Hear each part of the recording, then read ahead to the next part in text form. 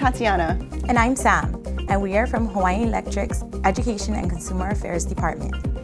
Emergencies are something we plan for, prepare for, and practice for, and we hope you will too. Have your family plan ready ahead of time. Communicate it regularly, practice it routinely so everyone knows the drill and what to expect. Have a meeting place that everyone is familiar with in a non-flood zone area, and be sure to practice the route to get there.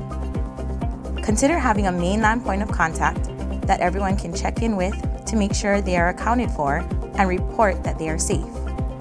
Make sure to plan for any special needs for keiki, kupuna, or pets. There are several kits you should prepare. A home survival kit for sheltering in place, an evacuation kit, and a first aid kit. Some suggested items you should include are a 14-day supply of non-perishable food and water for each household member. And remember, it doesn't have to be gourmet food, just the basics to get you through. You should scan important documents, such as insurance policies or priceless photos, onto a thumb drive so it's easily stored. And you should also store some sentimental items in a waterproof sealed container or place it in an elevated area so it won't get damaged. Also, don't forget hand sanitizers and face coverings are those new things to add to your list this year. For a complete guide of suggested items and other related emergency preparedness information, please visit our website and download our handbook on emergency preparedness and quick tips at hawaiianelectric.com/prepare. I met up with Pat O'Toole from Hawaiian Electric's Construction and Maintenance Department, and he shared with us the way crews restore power after a storm. When responding to an outage, our first responders will assess and address any immediate or potential hazards and take the necessary steps to ensure that the area is safe. Our field crews will work along with our System Operations Control Center and start the process of isolating circuits, sections of lines by de-energizing those lines.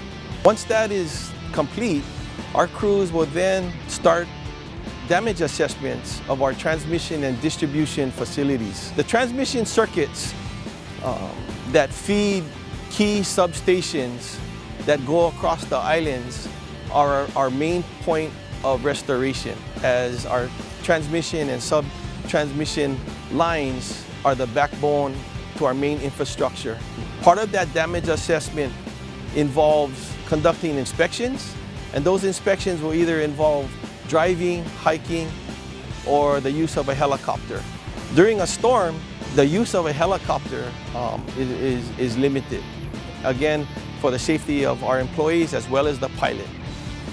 So we will have to wait to perform some of these inspections, especially on our transmission circuits, after the storm passes, then when it's safe to do so. Simultaneously, we'll have crews do those damage assessments and also begin restoring power in neighborhoods on our distribution circuits.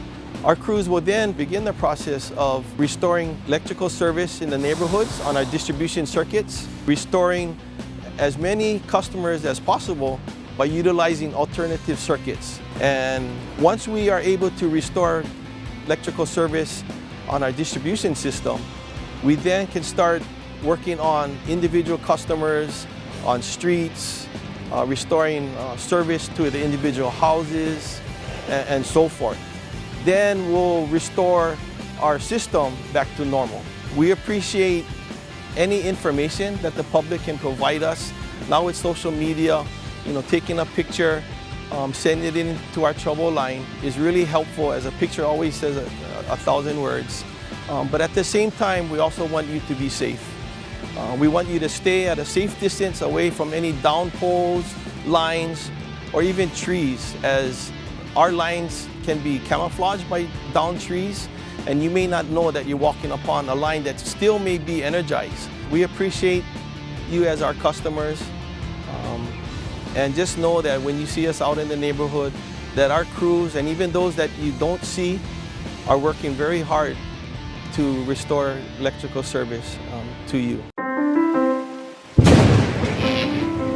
If you come across a downed power line, stay at least 30 feet away and don't touch it. Always assume it's energized and dangerous. Don't attempt to move the line even with an item that's not typically conductive. Don't touch fences or guardrails that have come in contact with a downed line. These can be energized for thousands of yards. If you're near a fallen line, don't run. Shuffle away, keeping both feet on the ground.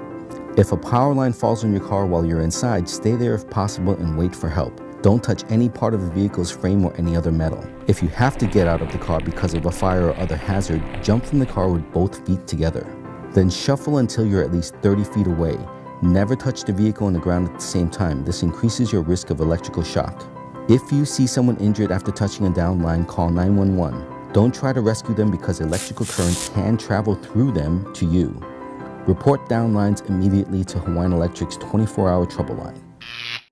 Remember, safety comes first. And for more information, visit our website at hawaiianelectric.com/prepare and download your copy of our Handbook for Emergency Preparedness or Quick Tips. And don't forget to follow us on social media.